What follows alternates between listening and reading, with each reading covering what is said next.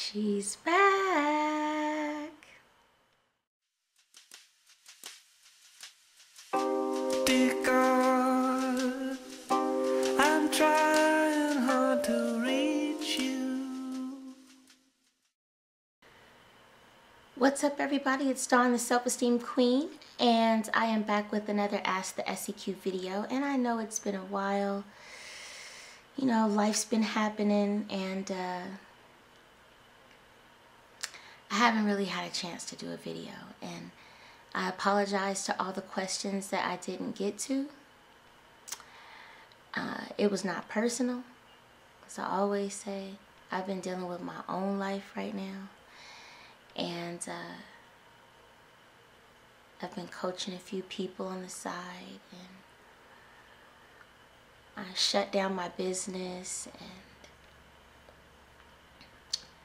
other little, you know, non-important things happen, like this pimple right here. Get into it. I mean, it just came and was like, hello, there I am. Here we are. You know, so little things like that. And, you know, I've just been sitting back and observing. So anyway, it's probably the last time that, and I've been, you know, redesigning things in the house so that the kids have like a preschool area in the house, a pre-K area. So this will probably be my last video on the garage, which used to be the quietest place in the house, but it no longer is because my dog always seems to want to make noise out here, like, and I'm tired of it. So I moved my office upstairs, and so that's where I'll be doing my videos, and I can't wait. Anyway, so Eva Marie, thanks for your message that you sent me yesterday. By the time you guys get this, it'll be like 2 days from yesterday. So yeah, that. How many chances do you give people before it's time to move on? Meaning fake friends and family who only look for you when it's convenient and pretend to like you.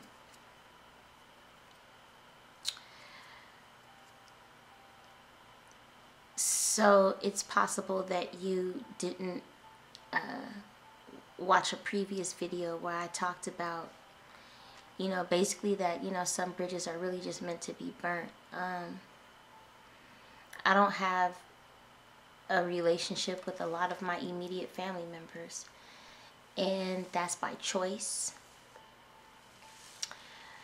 I don't give people but one chance.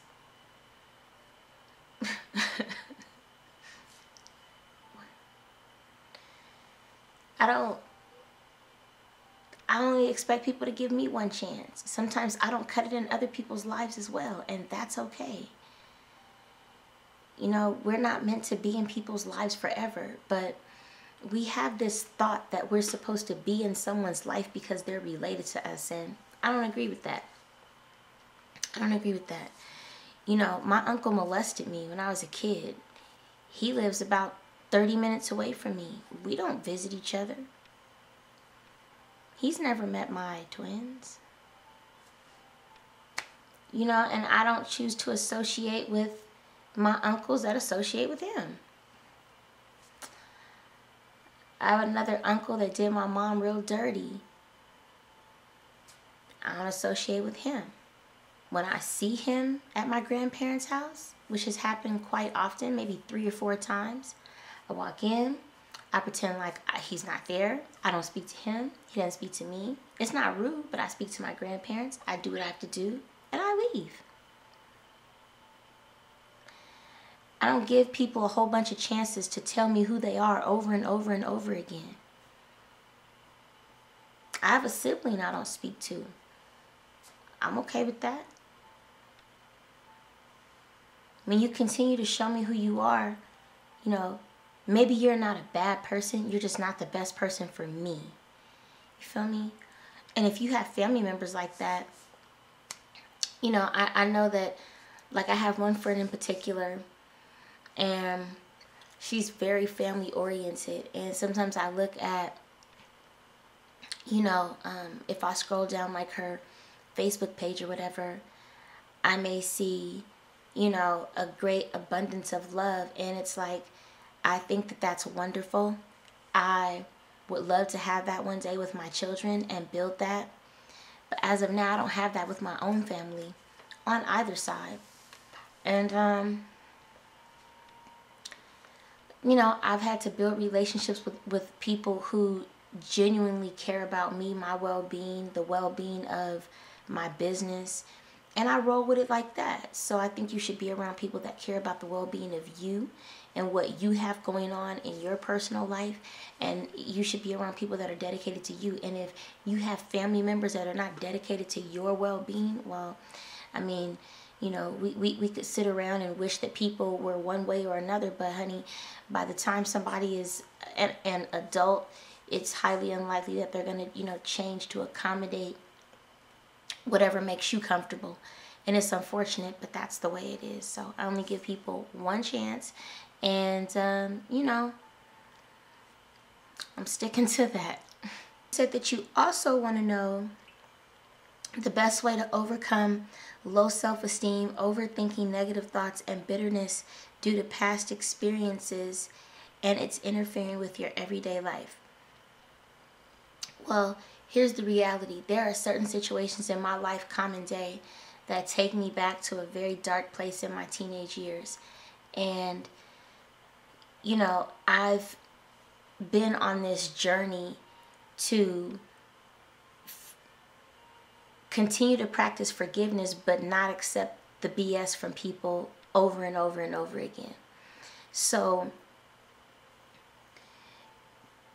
first of all, to overcome low self-esteem, the first thing we have to do is practice more self-love, right?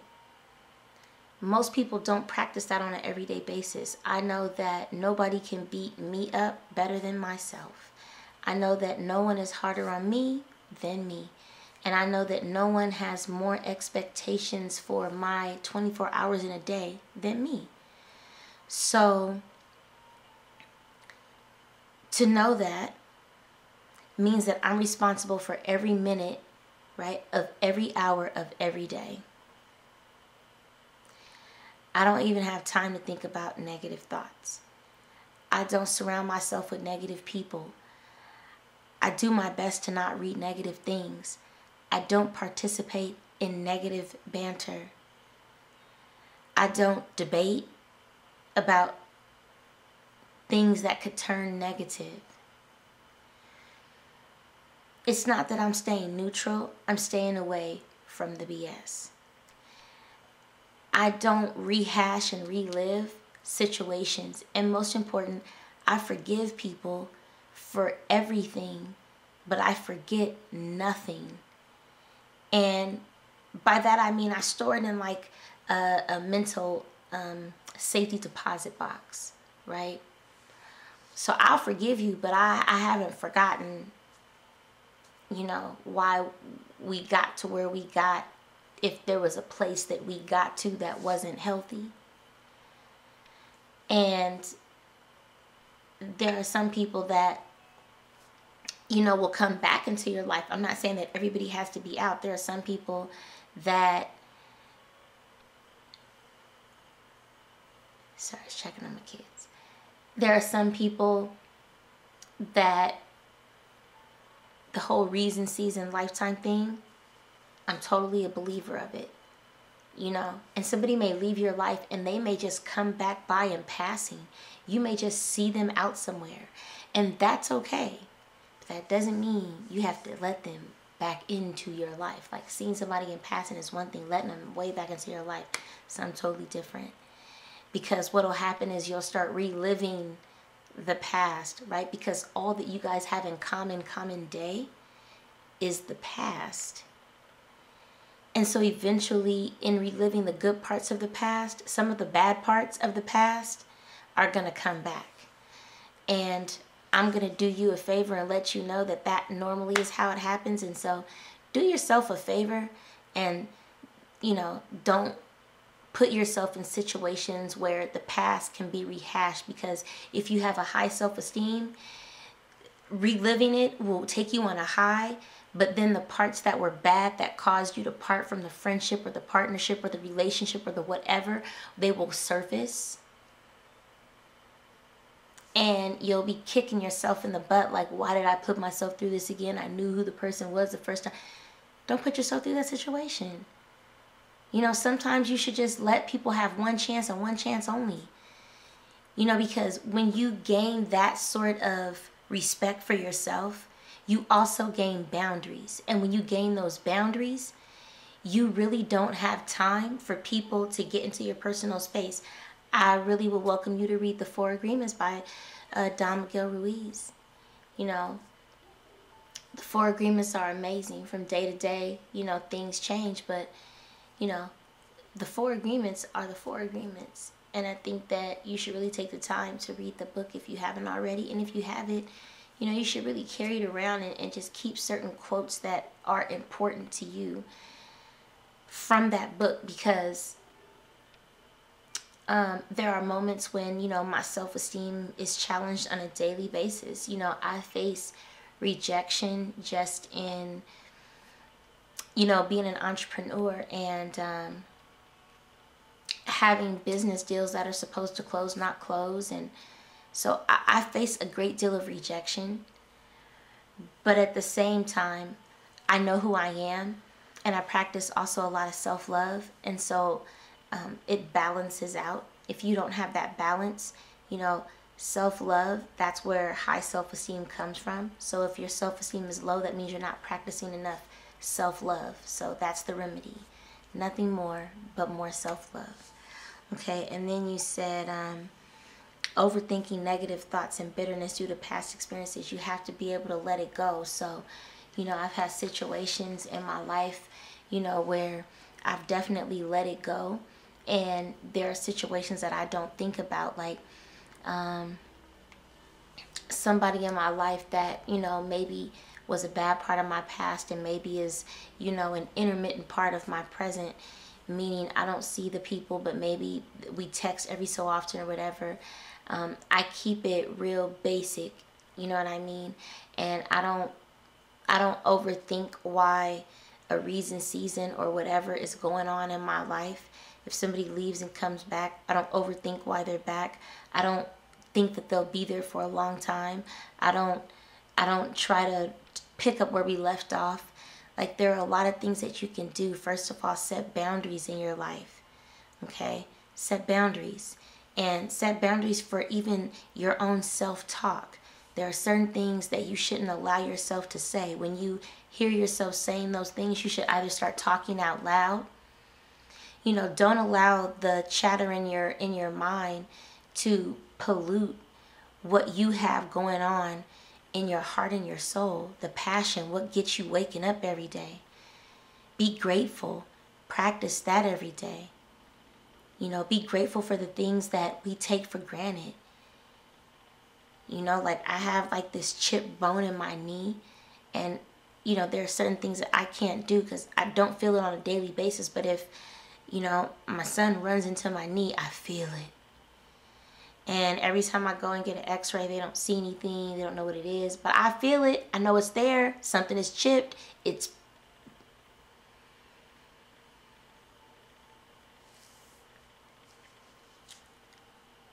Take some time to practice some self-love. You know? Take some time to really just smell some flowers.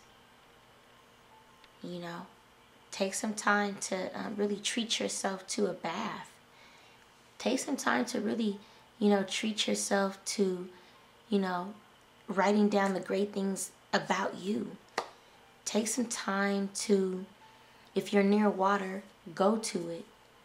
If you're near an ocean, a lake, go to it.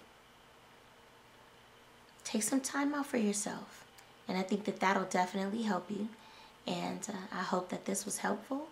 And I would say follow me on this and that, but I don't have an Instagram and I'm not on Twitter really. And I only have a Facebook and a website, selfesteemqueen.com. And thanks for coming by. And let me know. Keep me posted on how everything goes. And if you need anything else, let me know.